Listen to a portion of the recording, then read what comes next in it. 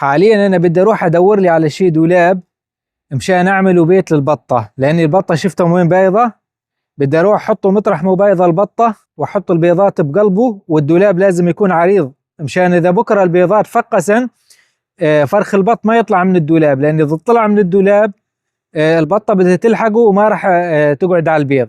لذلك بدنا نحاول الدولاب يكون عريض، نحطه مكان مو بايضة البطة ونحط بيه نشارة، وبعدين نقدر نقدم لها اكل وشرب مكان مو هي موجودة.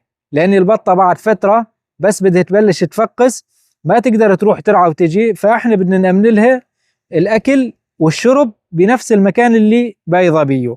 تتذكرون الشجرة اللي مرة كهربتها هي؟ ما شاء الله شجرة لحد الآن طبعا أوراق ما بي، لأنه ما بي نوع من أنواع الشجار التين بي ورق، يعني حاليا كلياته ساكن بهذا الشكل ما بي ورق. لكن الحمد لله بعد ما عملنا لها صدمة كهربائية وتخلصنا من الدودة خالص ما بي ولا إصابة جديدة. شوفوا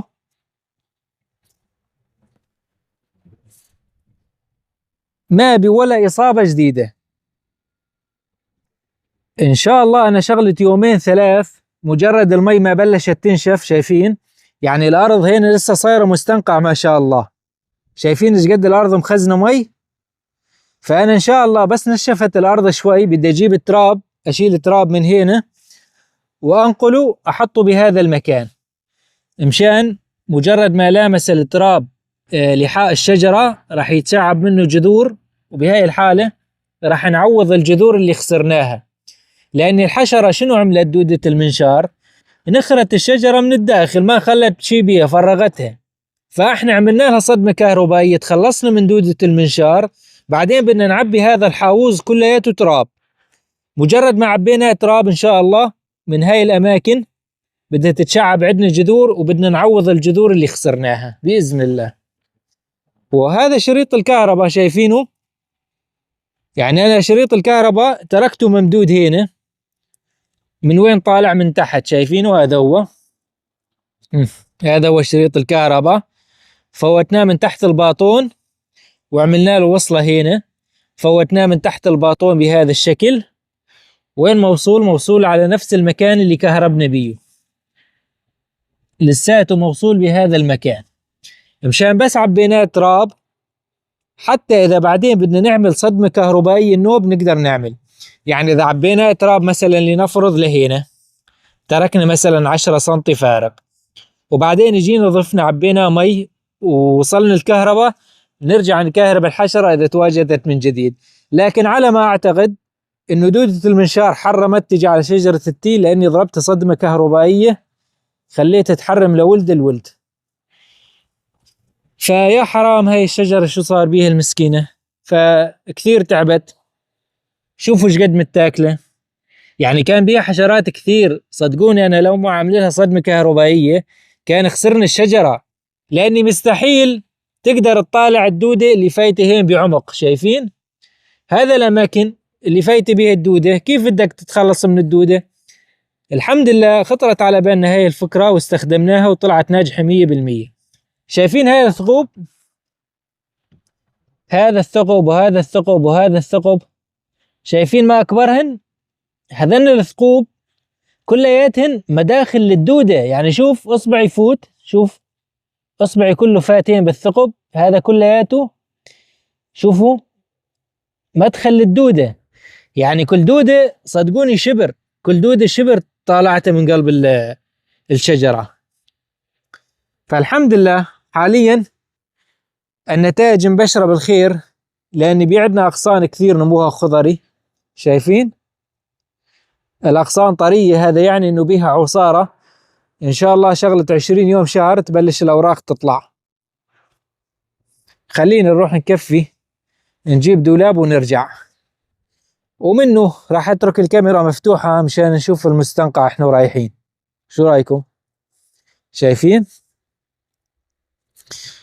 هين المي من كثر ما طولت ما نشفت حششت. شوفوا شلون صارت.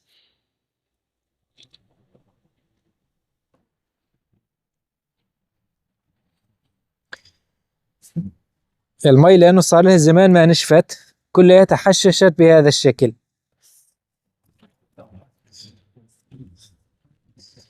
راح نروح نجيب دولاب من هناك من الزاوية هذيك ونرجع.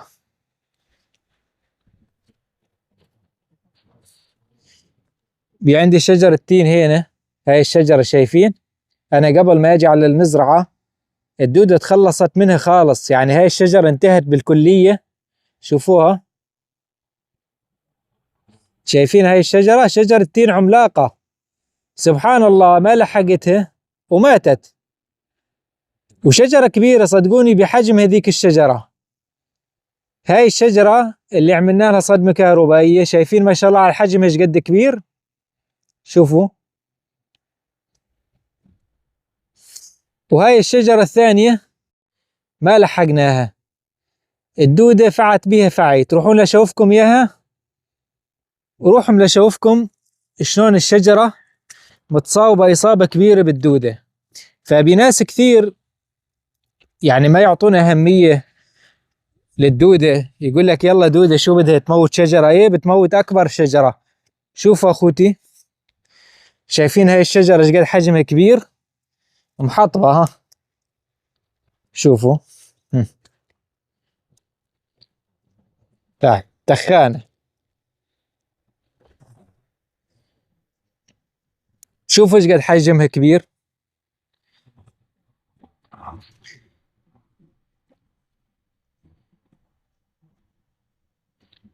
هاي الشجرة كانت مضروبة نفس السوسة اللي أنا شفتها بالشجرة الكبيرة اللي عالجتها.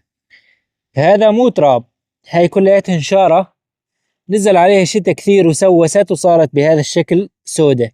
هاي كلها انشارة خشب طالعتها الدودة من هين، من قلب شجرة التين. شوفوا هاي كلها انشارة خشب. فدودة المنشار إذا أنت ما تخلصت منها بكير أكيد راح تموت لك الشجرة، وراح تصير شجرتك بهذا الشكل.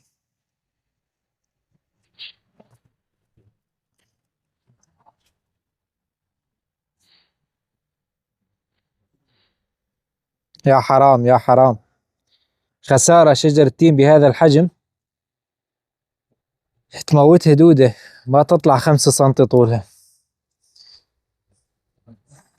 هنا شايفين هذا الشجر المقلم، هذا شجر السرو. شجر السرو هذا قلمناه على ارتفاع 1.5 متر تقريبا أو 2 متر بهذا الشكل، وركبنا سياج. هاي الأغصان الواطية اللي كانت هين من تحت كلياتها شلناها، وبعدين ركبنا السياج. يعني هذا السياج شايفين ايش قد طوله؟ واصل لآخر الأرض هناك هيك انت ورايح لآخر الشجر هناك على الزاوية بحيط. شايفين الحيط؟ من عند زاوية الحيط لعند هذا الشجر هيك انت ورايح للزاوية هاي، انت جاي هيك كلياتها هيك هيك هيك هيك هيك. شايفين لوين؟ رايح لآخر الأرض. شوفوا لوين.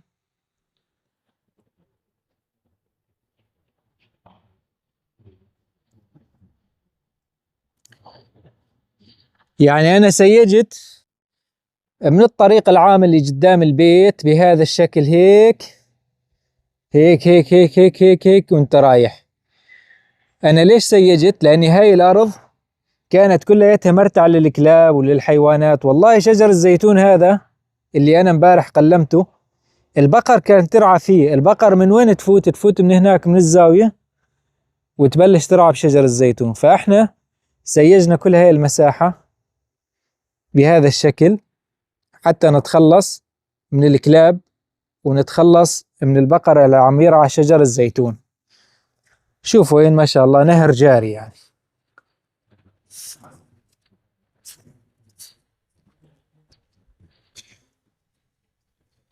السياج رتبناه ترتيبة مرتبة مثل ما لكم ملاحظين أخوتي. يعني هذا الحجر كلياته كان هين احنا شلناه وبعدين سهلنا طريق من هين. يعني انت تقدر تمشي بحرف السياج بهذا الشكل وتشوف وين في فراغ، من وين الثعلب فايت، من وين الكلب فايت، وين عندك خلل تقدر تضبطه. ليش؟ لان احنا سهلنا الارض هنا اول ما ركبنا السياج. مشان أي مشكلة تصير عندنا نقدر نعالجها بكل سهولة. تخيلوا بين الشجرة والشجرة تقريبا بشي متر مترين أحيانا ب3 أمتار، ما كان بي غير هالكم دولاب هذن محطوطات هنا على الزاوية. يعني هذن الدواليب معقول يمنع عن البقرة تفوت أو الكلب يفوت؟ أكيد لا. لذلك احنا ركبنا السياج وريحنا راسنا وشلنا هاي الدواليب حطيناها على طرف.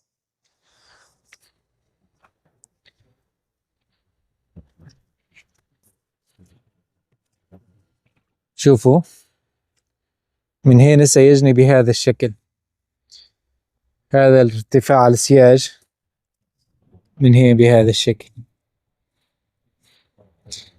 وتركنا طريق للجيران من هنا من وراء السياج. هذا السياج احنا لازم مركبينه من الحيط واحنا رايحين، يعني من الحيط هذاك للحيط هذاك، لكن احنا تركنا فراغ ورا السياج تقريبا شغلة 50 سنتي، لانه هذا ممشى بعمال بشغيله يروحون ويرجعون يدخلون من هنا، فانا ما حبيت اوصل السياج على الحيط حتى ما اقطع عليهم الطريق. تركنا مساحة تقريبا شغلة 50 سنتي. وهذا المستنقع اللي شايفينه هذا اول مرة انتم تشوفونه، هذا اخر الارض. هذا المستنقع صاير اخر الارض.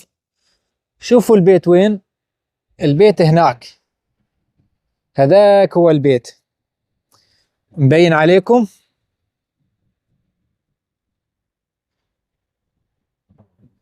هذاك هو البيت وهي هي الارض.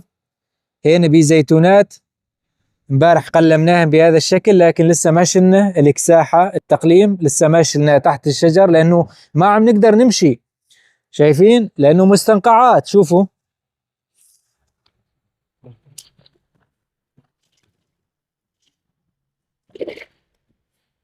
ان شاء الله بس نشفت الارض شوي، هذا الحطب كلياته نلمه ننظف هين جوا الشجر، نرتب ترتيبه يعني كويسة ان شاء الله. وبالنسبة للسياج يعني احنا اشترينا كل ربطة ارتفاع 1.5 متر، طول 20 متر، بشي $50 تقريبا. يعني احنا جبنا تقريبا شي 10 ربطات، اكثر من 10 ربطات شغلة، والله ما عاد اتذكر لانه جبناهن على مراحل، مرة 4 مرة 5 مرة 6، ما عاد اتذكر كم ربطة جبناه. لكن انا محكي لكم بالنسبة لاسعار الشبك، هذا الربطة طولها 20 متر بارتفاع 1.5 متر، حقها $50 تقريبا. ثبتناها بهذا الشكل، شايفين؟ ثبتناها بالبرغي والرنديلات بهذا الشكل هيك. طبعا هين بيقطعوا وصل، مشان هيك احنا مزودين. يعني هنا ينتهي السياج وجبنا السياج الاخر وصلناهن مع بعض، وبعدين هنا زودنا رنديلات وبراغي. شايفين كيف؟ بهذا الشكل. اما بالحالة العادية بالنسبة للتثبيت على الشجر، حطينا برغي من هين وبرغي من هين وواحد من هين، يعني على كل شجرة تقريبا 3-4 براغي. واحيانا لما يصير بعدنا هواء وتتحرك الشجرة فيصير يفلت البرغي، شايفين؟ فالت من هنا وفالت من هنا، لكن ما يأثر لأنه بشجر واصل بحرف بعضه. يعني احنا كل 2-3 متر حاطين براغي بهذا الشكل.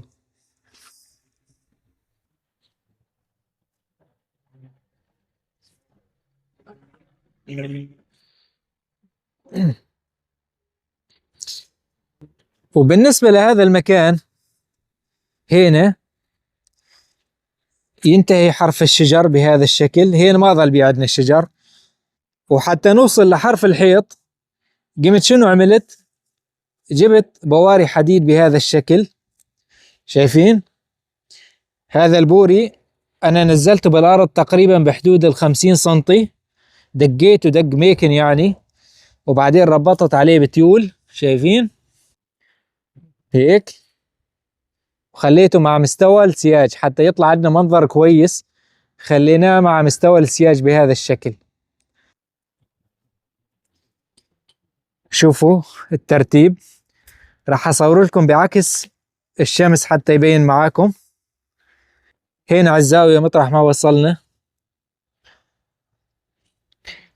ثبتنا سيخ حديد لتحت بعمق تقريبا 50 سنتي، بعدين احنا ربطناه بسيخ حديد، يعني حضنا العضاضة او عمود الباطون حضن، ربطنا عليه الحديد، بعدين وصلنا الشبك على الحديد وربطناه بهذا الشكل. شوفوا كيف بهذا الشكل ربطناه كلياته، يعني احنا ربطناه تربيطة ماكنة. وبعدين شو عملنا؟ حطينا بواري الحديد وثبتنا بهذا الشكل. شو رأيكم؟ يعني أنا أحب الشغل يكون متقن، وأنا إنسان قلت لكم حالتي المادية على قدها يعني ضعيفة، لكن الحمد لله أحاول إني الشغلة قد من كانت بسيطة أحاول إني أرتبها. شوفوا شديناه شد بشكل قوي بمشد سيارة. قبل أنا ما أسيج الأرض، قبل ما أمد هذا السياج هيش على طول الأرض، كان السياج عبارة عن دواليب. هذين الدواليب شايفينهن كانن هيك محطوطات فوق بعضهن، لكن هذين الدواليب ما يمنع عن كلب ولا يمنع عن ثعلب ولا يمنع عن بقرة. لذلك انت لو تشوف شجر الزيتون من تحت كلياته متاكل. وبعدين البقرة لما تقضم شلان شجرة الزيتون الأغصان السفلية، فلما تقرطها أو تاكلها الشجرة تتسمم. يعني لعاب البقرة سام، مو سام بمعنى السمية، لكن هو سام بالنسبة للشجر، يأذي الشجر كثير. فيه مادة مثل هاي المادة اللي تكون بالمعدة اللي تهري الأكل، عرفتوا هاي شو هي؟ المادة اللي تخلي المعدة تهضم، فهي موجودة بلعاب البقرة. يعني البقرة مجرد ما قضمت غصن الزيتون فبتسممه. فلذلك احنا الحمد لله خلصنا من هاي المرحلة، مرحلة التسييج. حطينا هذا السياج هيك لعند شجر السرو هذاك، وانت طالع لعند شجرة الكينة، هذيك شجرة الكينة الطويلة لعندها تقريبا. وبالنسبة من هين جارنا عنده حيط ما بداعي نركب السياج، هذا الحيط لجارنا مو لنا. أول هنا كان بي شجر على طول الحيط هذا مثل هذا الشجر، لكن جارنا هنا لما نعمر الحيط فخلص ما بداعي للشجر، شال الشجر وعمر حيط بداله.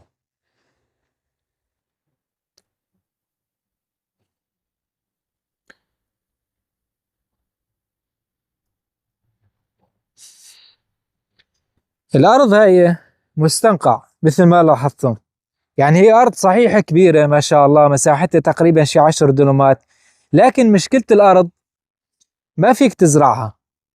يعني هاي الأرض مثل ما شفتم أخوتي عبارة عن مستنقع، وهذا المستنقع مو لأنه صار مثلا موجة شتاء أو جت شتوى قوية، لا، هذا المستنقع على طول هيك يظل موجود لحتى ما تخلص الشتوية وندخل بالصيفية بعد فترة حتى ينشف. فأنت هنا ما تقدر تزرع شيء. يعني هذا المستنقع حتى على ساق شجرة الزيتون بيأثر، وممكن الشجرة بتبس، لأن هاي المي مثل ما لاحظتم صاير بيها طحالب. شايفين؟ شوفوا هاي الطحالب كيف انوجدت؟ انوجدت لأنه المي هين طولت. يعني أنا ما أستجري أقرب لهنا، مستنقع يجوز الأرض تبلعني. فهنا إذا شجرة أنت مو قدران تزرعها أكيد مستحيل تزرع خضرة أو تزرع شيء تستفيد منه. فهاي الأرض حتى أنت تستصلحها وتستفيد منها بدها أول شيء تخصص لها مصارف للمي، بعدين تجيب تراب تعلي الأرض، هذاك الوقت ممكن تزرع خضروات، تزرع شيء تستفيد منه. هلا بالصيفية ممكن أنت تستفيد من الأرض تزرع بيها لأنه الأرض ناشفة، أما بالشتوية يعني موسم شتوي ما عندك بالمرة. على فكرة أنا على أساس جيت مشان آخذ دولاب أحطه للبطة، لكن الدولاب ما قدرت آخذه معي لأنه ما شاء الله الأرض مستنقع والدولاب كبير مثل ما شفتم، ما شفت دواليب صغار. هنا في عندنا شجر رمان. شجر الرمان هذا بحرف الحيط مزروع بهذا الشكل، وهين بيعدنا بير مي، ألحظ أشوفكم إياه.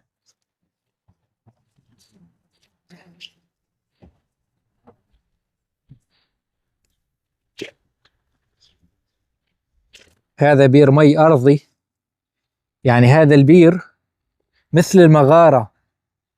صراحة البير يخوف. صبة البير هي بهذا الشكل، شايفين؟ هاي مساحة صبة البير بهذا الشكل. المشكلة الجو ما عم يعطينا مجال، والأرض ما عم تبلع المي، فما عم نقدر نشتغل شيء.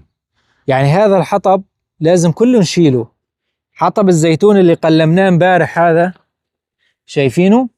هذا كلياته احنا لازم نشيله. لكن المشكلة الأرض ما عم ينداس بيها، يعني ما عم نقدر نمشي. يعني أنا أشوفه مثل ما لكم شايفين لابس جزمة ويا دوب عم أخلص حالي. بالنسبة للبير أخوتي، كان عندي هين راكب عليه طرمبة مي واصلينه من خلال النبريش هذا، لكن جاي شخص الله لا يسامحه سارقها. يعني تخيل طرمبة، ايش لك بيها؟ خلينا نفتح. شوفوا ما شاء الله ممتلي. هذا البير قلبه مثل المغارة ما شاء الله.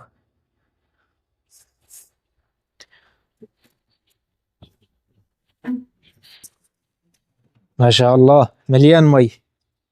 طبعا بالصيفية المي تغلي كثير. يعني الصيفية الماضية كان بيه تقريبا بحدود 70 سنتي جوه. هو غماقته شي 10 امتار، كان فيه شي 70 سنتي. يعني باليوم كان ممكن تشغل لك ساعة نص ساعة تسقي بيه الشجرات. أما حاليا ما شاء الله هاي السنة سنة خير، بتطفح. هاي شجرة مانجا، هي الشجرة الوحيدة الموجودة هنا بالبستان ما شاء الله. ثمرتها طيبة كثير. تتذكرون مرة أنا صورتها بالصيفية، ثمرتها طيبة كثير ما شاء الله. فهاي هي الحديقة مثل ما شفتم أخوتي. حالتها صراحة بتبكي بالنسبة للمستنقع. قول الحمد لله السياج سيجنا وخلصنا. يعني هنا ما تتصورون أنا إيش قد كنت أزعل بالصيفية. طبعا أنا الصيفية الماضية كنت بلبنان، لكن أنا هين كنت فترة بسيطة أيام كنت عم أجهز البيت لما عيلتي كانت بلبنان. يعني عيلتي كانت بلبنان مستقرة، وأنا جيت زيارة على سوريا مشان أرتب هنا البيت وبعدين أجيبهم من لبنان. فأنا هنا كنت بجزء بسيط من الصيفية هين موجود. فكنت أحيانا أوقف على البلكونة وأطلع على سطح البيت أدحق على الأرض هاي أشوفها مليانة كلاب. أحيانا أشوف البقر عم يرعى بالشجر، أنزل طاير خيوة طالع البقر لبرات المزرعة. فكنت أنزعج كثير كثير إنه حرام هاي المزرعة هيك يصير بيها. يعني بقرة ترعى بشجر زيتون، وكان هين مزروع خضرة، كان مزروع شوية خضرة، كان مزروع شوية بامية بندورة ملوخية.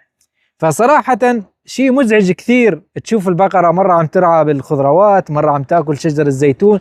فكنت بس اشوفهم دغري انزل اطالعهم برا المزرعة، لكن قلبي ما يرتاح. لاني حتى لو طالعت البقرة بعرفها راح ترجع، لاني ما بسياج. لاني مثل ما شفتم قبل ما اركب السياج كان بين الشجرة والشجرة بمتر متر ونص تقريبا. فالبقر والكلاب والثعالب والحيوانات والبشر، حتى هذا اللي اجى سرق لي الطرمبة مثل ما شفتم، منين فات؟ ما كان بيه لا بيه سياج ولا شيء.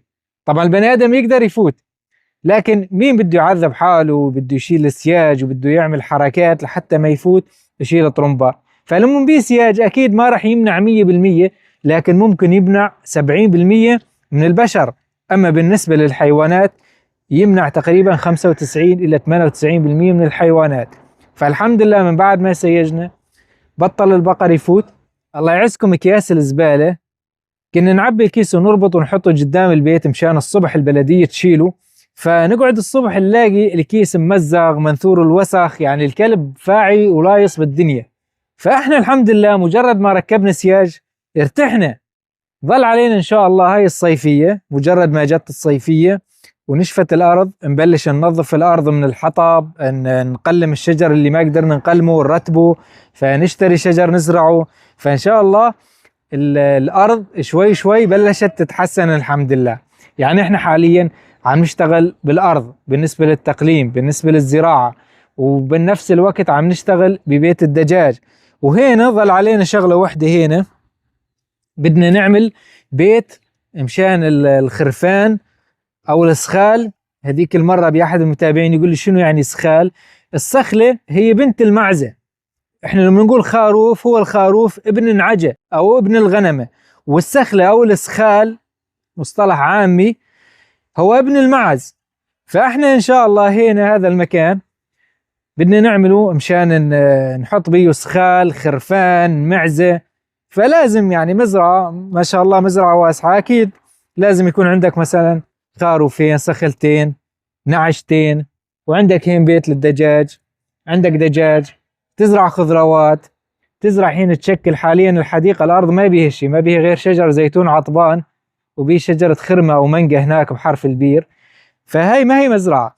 فاحنا إن شاء الله شوي شوي نرتب المزرعة، نحط بيها مواشي ونزرع خضروات ونجيب شجر ونزرعه، ويصير عندنا أشجار حمضيات، وراح تتشكل المزرعة نوعا ما شوي مع شوي. فراح يطلع عندنا منظر جميل جدا. يعني أنت لما تمشي بالمزرعة وتشوف شجر خوخ، شجر جارنك، شجر مشمش، شجر لوز، شجر مانجا، تشوف خضروات، تاكل بندورة، تاكل خيار، تاكل قتة، فأنت هين تستمتع يعني بالقعدة. فإن شاء الله هاي أول سنة بيتحسن تقريبا بنسبة 20% بالمزرعة. إن شاء الله خلال سنة أو سنتين يصير التحسن إن شاء الله، إذا مو 100% يعني أقل شيء 70% بإذن الله. هاي هي المزرعة مثل ما شفتوها أخوتي. إن شاء الله سنة بعد سنة تتحسن وتصير الأمور كويسة، فنتأمل من الله خير. إذا أنت عم تشاهد الفيديو لهي المرحلة لا تنسى تحط اشتراك لقناة أخوك أبو صالح، تشترك بقناة اليوتيوب، وإذا كنت عم تشاهد هذا الفيديو من الفيسبوك تحط متابعة. أنا والله العظيم لحد الآن مالي مستفيد شيء من صفحة الفيسبوك. هذيك المرة واحد عم يقول لي يا أبو صالح عندك صفحة بي عليها 8 مليون متابع، يعني أنت لازم يكون عندك مليارات. والله يا أخي العزيز إذا أنت مستفيد من هاي الصفحة حاليا أنا مستفيد منها. صحيح عندي عدد متابعين والحمد لله، هذا الشيء أفتخر به إنه بي كثير ناس تحبني وتدعمني، لكن أنا إعلانات بشكل شخصي ما عم أعمل على هاي الصفحة. وبالنسبة للإعلانات للفيسبوك موقفة، ما بإعلانات. الصفحة مخالفة من وقت إن اشتركت مع المصري، وتعرفون كلكم القصة شلون، من وقتها ما بي أرباح من أكثر من 6-7 شهور تقريبا. فأنا الحمد لله لحد الآن مستمر على الصفحة بالنشر، لأني أنا بالنسبة لي يهمني المتابع، يهمني الشخص اللي حط متابعة لأنه هو يحب محتواي، لأنه هو يشوفني شنو بدي أشتغل. فهذا الشخص أنا عم أنشر لأجله، مو مشان المادة مشان المصاري. فالحمد لله حتى إذا ما عليه أرباح أنا ما وقفت نشر نهائيا، ولو ما أستفيد منها طول عمري حتى بالأيام الجاية مستقبلا لو ما استفدت منها بدي أظل أنشر عليها، لأنه الغاية مو استفادة ماديا، الغاية المتابع، لأن هذا المتابع ما تابعني إلا يحبني، وأنا إن شاء الله ما راح أخيب ظنه بيني. فشكرا جزيلا لكم. وهنا أخوتي مثل ما ذكرت لكم إن شاء الله إذا الله سبحانه وتعالى رزقنا هين بدي أعمل بيت للخرفان والإسخال، وإن شاء الله كل الأمور تكون تمام. كان معكم أخوكم مروان منصور من قناة أسرار الزراعة. وحتى هذا الفيديو نستفيد منه ما يروح على الفاضي، يقول النبي صلى الله عليه وسلم: من قرأ حرفا من كتاب الله فله به حسنة، والحسنة ب10 أمثالها. لا أقول ألف لام ميم حرف، ولكن ألف حرف ولام حرف وميم حرف. ويقول النبي صلى الله عليه وسلم: ما من مسلم يزرع زرعا أو يغرس غرسا فيأكل منه طير أو إنسان أو بهيمة إلا كان له به صدقة. ويقول النبي صلى الله عليه وسلم: ما يصيب المسلم من نصب ولا وصب ولا هم ولا حزن ولا أذى ولا غم حتى الشوكة يشاكها إلا يكفر الله بها من خطاياه. فإحنا الحمد لله لما عم نشتغل ولما عم نتعب ولما عم نزرع ولما عم نتأذى، فهذا إن شاء الله في ميزان حسناتنا. وإحنا أيضا لما نزرع شجرة، هاي الشجرة لما نتزهر، لما النحل يستفيد من الزهر، ولما الشجرة تنطي أكسجين للجو، هذا كله في ميزان حسناتنا. يا أخي الرزق مو بس مصاري، الرزق والله مو بس مصاري، لك محبة الناس مصاري قسما بالله. استودعكم الله. الدجاج ذبح بعضه، شنو صاير عنده ما بعرف.